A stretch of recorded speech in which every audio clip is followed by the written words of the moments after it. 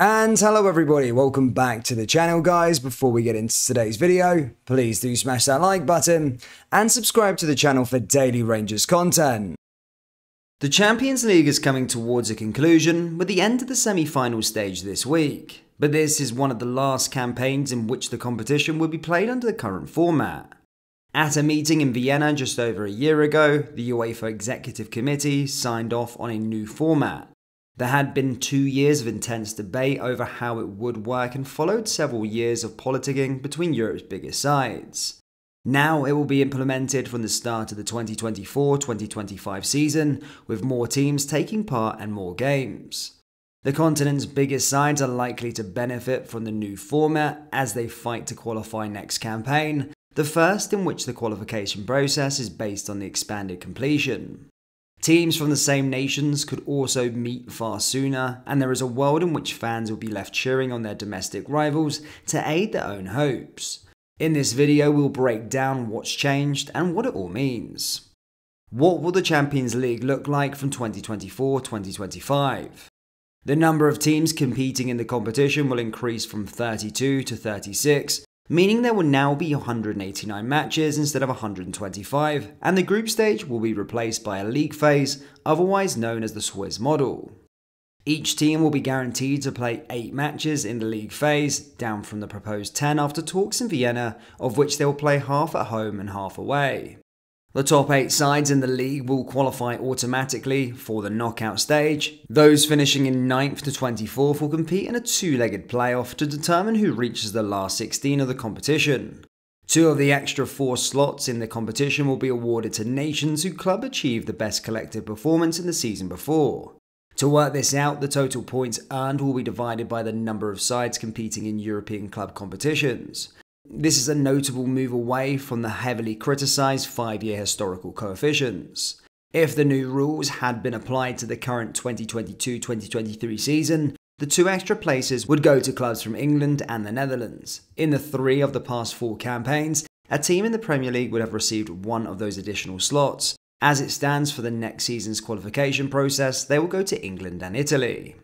In another change, clubs from the same country will now be able to play against each other in the early knockout stages. Domestic clashes are currently blocked until the quarterfinals.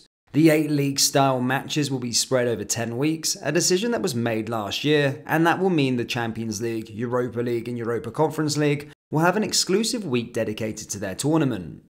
How is that different to what we have at the moment? Each team who reaches the Champions League proper currently plays in a 4-team group stage, with the 2 top teams reaching the knockout stages. The 3rd place side drops into the Europa League.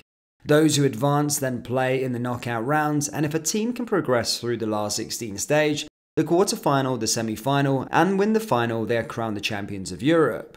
One element that will not be changing when the new system is introduced in 2024 is the 2-legged semi-final.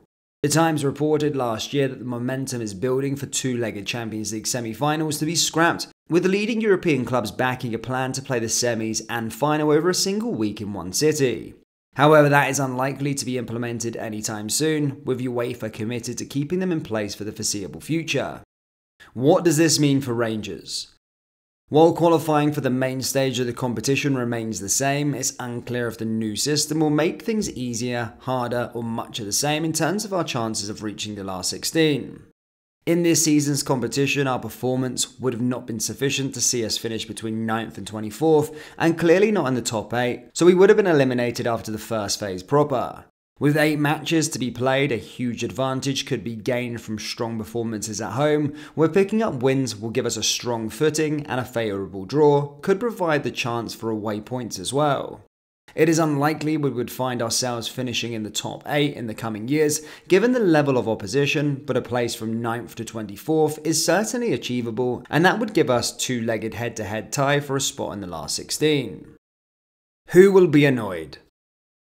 There is a school of thought that UEFA were only listening to the Premier League and La Liga when it came to ditching the 10-game league phase and reducing it to 8 matches. France's Ligue 1 wanted 10 games and not club coefficients.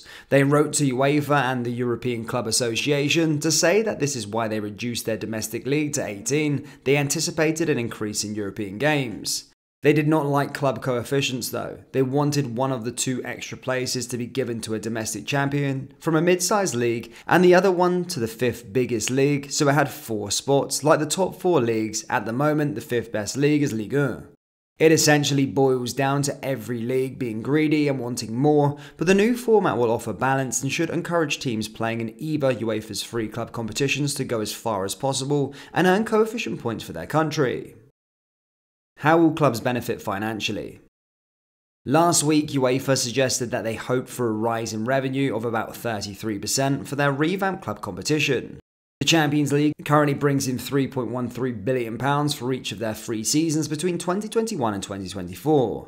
When speaking about projected revenue last Tuesday, UEFA Competitions Director Giorgio Machete said, "We are working on both conservative and more optimistic projections in a range I would say between £4.8 billion. UEFA is in discussion with ECA and the Europa League groups to decide on how to distribute the extra prize money." What about the Europa League and Europa Conference League? What's the change there? Similar formats changes will be applied to both competitions. The Europa League is doing away with the traditional group stage and replacing it with the league paths, with each team having to play 8 matches. Clubs competing in the Europa Conference League will play 6 matches in the league stage. Both competitions will start with 36 teams. Okay, so there you go guys, there is a look at the new Champions League format for the 2024-2025 campaign. Now, this is a very, very interesting one, of course. It does benefit Rangers a lot, as if Rangers qualify, well, Rangers will qualify for European competitions no matter what, but playing in these levels is going to be an extra 2 European games a season at a bare minimum, which of course is revenue for the football club, TV revenue and all the rest of it, but it's a good chance that they'll play a further 2 in playing the sort of round of 16 playoff round, which would be a lot more money. So Rangers could, in the Champions League, play double already the amount of games that they currently do, which obviously equates to a lot more money. And it makes a move for players wanting to play Champions League football, European football, more appealing because they're going to be playing more games at the highest level. So yeah, that is very, very interesting on Rangers' terms. Of course, it benefits other teams from smaller leagues as well. But of course, whilst Rangers are getting money, so are the big clubs getting the money as well. And the gap's still going to be there. The gap has been there for a long time, since the 90s, just due to domestic TV deals. The Premier League is by far and ahead of everybody else. Then you've got La Liga, the Bundesliga, Serie A, and all the rest of it, not too far behind. And there's a massive drop-off when it comes to Portugal, the Netherlands, Scotland, Serbia, and all the rest of those sorts of divisions. Well, Scotland, most notably, have got one of the worst in Europe, actually. I think they're behind Sweden. So yeah, just goes to show where we are within the TV rankings. But yeah, certainly it will help out Rangers and Celtic with more money. Or obviously help out the other teams within Scotland if they do qualify for the Europa League and all the rest of it. Then it will help out them as well. But yeah, just an interesting look at the new Champions League format. That, guys, does bring us to the end of today's video. Please, if you enjoyed it, smash that like button and subscribe to the channel for daily Rangers content. I'll see you all next time. Take care. Peace.